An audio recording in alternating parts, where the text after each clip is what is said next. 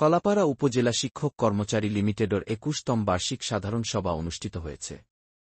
সমবায় শক্তি, সমবায় মুক্তি প্রতিপাদ্যকে সামনে রেখে পটুয়াখালীর কলাপাড়া উপজেলা শিক্ষক কর্মচারী কোঅপারেটিভ ক্রেডিট ইউনিয়ন লিমিটেডের ২১তম বার্ষিক সাধারণ সভা ও ব্যবস্থাপনা ২০২৫ অনুষ্ঠিত হয়েছে।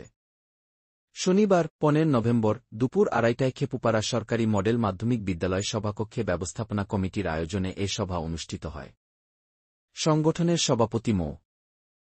নকিব উদ্দিনের সভাপতিত্বে অনুষ্ঠানে প্রধান অতিথি হিসেবে উপস্থিত ছিলেন the cooperative credit union league of Bangladesh কালব কেন্দ্রীয় কমিটির ট্রেজারার নরেশ চন্দ্র বিশ্বাস। অনুষ্ঠানে বিশেষ অতিথি হিসেবে উপস্থিত ছিলেন কালব অঞ্চলের ডিরেক্টর মনিকা মুহসিন, উপজেলা সমবায় মোহাম্মদ আকাশ। অনুষ্ঠানে বিশেষ আলোচক ছিলেন কলাপাড়া প্রেসক্লাব সভাপতি নেছার উদ্দিন আহমেদ টিপু এবং সংগঠনের সাবেক সভাপতি মোহাম্মদ ইউসুফ আলী।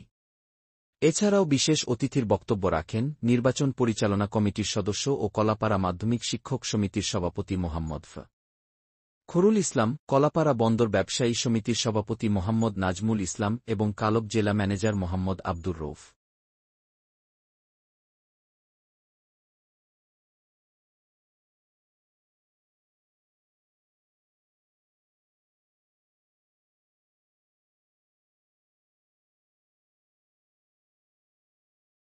বন্টন করে তাহলে কত টাকা লাগবে? প্রশ্নটি উত্থাপন করছেন করেন।